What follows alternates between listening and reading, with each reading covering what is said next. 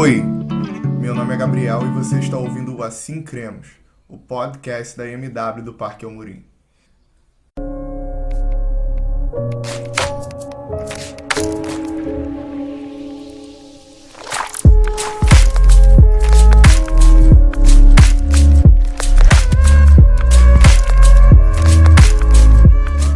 Nesse segundo episódio do Assim Cremos, nós queremos falar sobre heresias.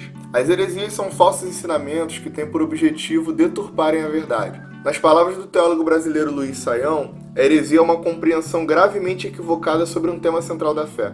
É quando alguém propaga ensinamentos errados sobre Deus, sobre o Espírito Santo, ou sobre Cristo e a sua obra.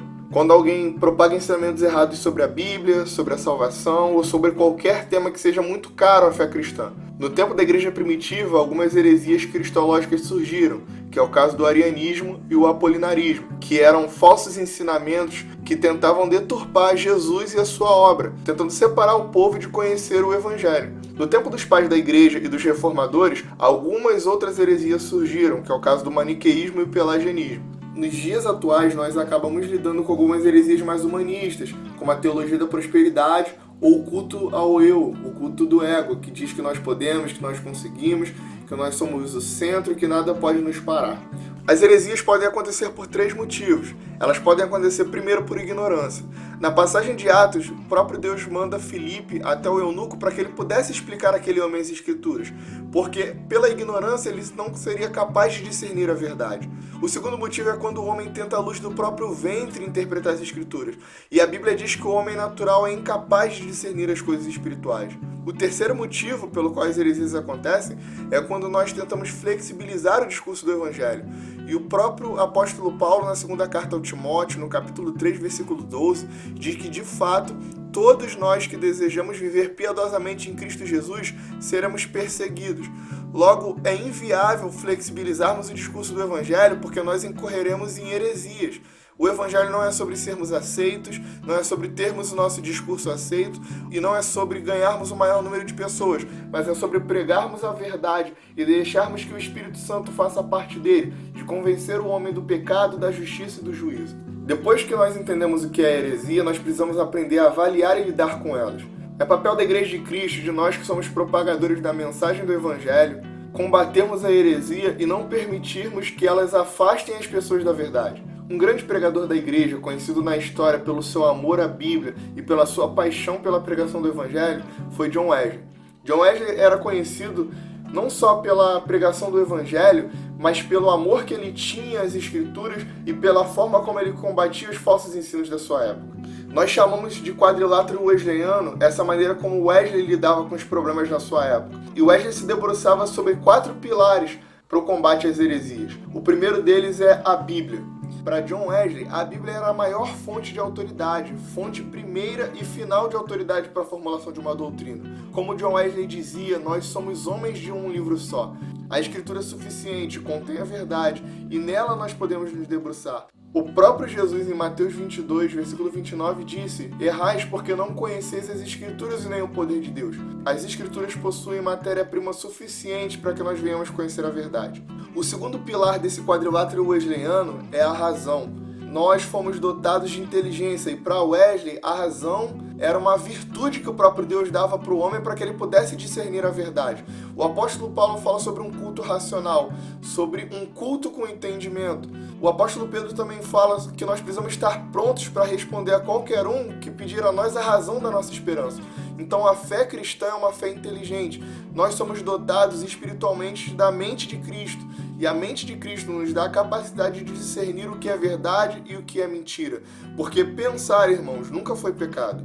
Além da razão, além das escrituras, Wesley procurava entender como os pais da igreja pensavam sobre aquele assunto, como os apóstolos pensavam sobre aquele assunto. Muitas vezes as pessoas erram nos dias atuais porque tentam trazer novas interpretações sobre as escrituras, quando na verdade nós temos mais de 2000 anos de história de homens que Deus levantou para pensar as Escrituras, para pensar doutrinas, para pensar sobre a fé, e nós precisamos ouvir esses homens e mulheres que Deus levantou e trouxe para a história. A tradição é importante, existe uma revelação progressiva, Nós não somos os únicos capazes de entender a verdade. Deus nos deu homens e mulheres e nós precisamos entender aquilo que a igreja já construiu ao longo da história. A teologia construída pela igreja. E o quarto e último pilar do quadrilátero wesleyano que Wesley usava para discernir a verdade era a experiência.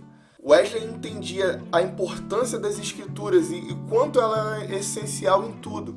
Wesley entendia a importância da lógica, da razão. Wesley entendia também a importância da tradição, mas Wesley também valorizava a experiência. Isso me lembra a passagem de quando os discípulos estavam unidos comendo e Jesus foi chamado entre eles para comer com eles, mas eles ainda não tinham reconhecido que era Cristo. Mas quando estavam à mesa, Lucas diz que Jesus tomou o pão, deu graças, partiu, e quando Jesus partiu o pão, os olhos deles foram abertos e eles conheceram que era Jesus, porque a experiência deu a eles o conhecimento, e o conhecimento é a intimidade, e a intimidade é a verdade. Quando nós experimentamos Cristo, quando nós conhecemos o Evangelho, nós somos capazes de discernir aquilo que é verdade e aquilo que não é. O próprio John Wesley sentiu o seu coração estranhamente aquecido quando leu o comentário de Lutero sobre o livro de Romanos. A experiência pode ser fundamental para nós discernirmos o que é a verdade e o que não é a verdade. Depois de avaliar e lidar com as heresias, talvez você esteja se perguntando como nós podemos combater esses falsos ensinos e os enganadores da fé.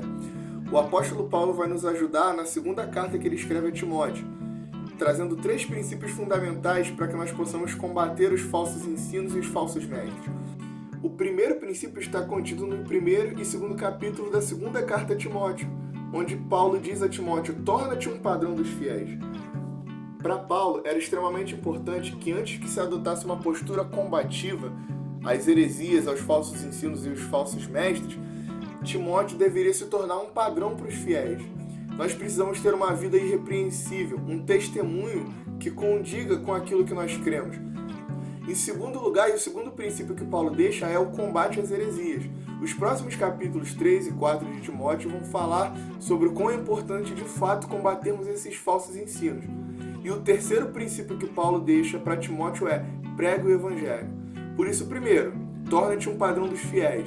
Segundo, combata as heresias. Mas como? O terceiro princípio responde isso: pregando o Evangelho. Muitas vezes nós queremos combater os falsos ensinos, mas nós não temos uma vida irrepreensível. Muitas vezes nós queremos combater os falsos ensinamentos, mas nós não fazemos isso pregando o Evangelho de Jesus. O Evangelho de Jesus é a resposta para os falsos ensinamentos que estão sendo propagados no meio do povo. Precisamos sim nos tornar um padrão para os nossos irmãos, no ensino, na fé, no testemunho, na oração, na piedade. Nós precisamos combater as heresias, mas precisamos fazer isso pregando o Evangelho. Como o apóstolo Paulo disse: ai de mim se não pregar o Evangelho. Ou mesmo quando ele disse: não me envergonho do Evangelho, porque é poder de Deus para todo aquele que crê.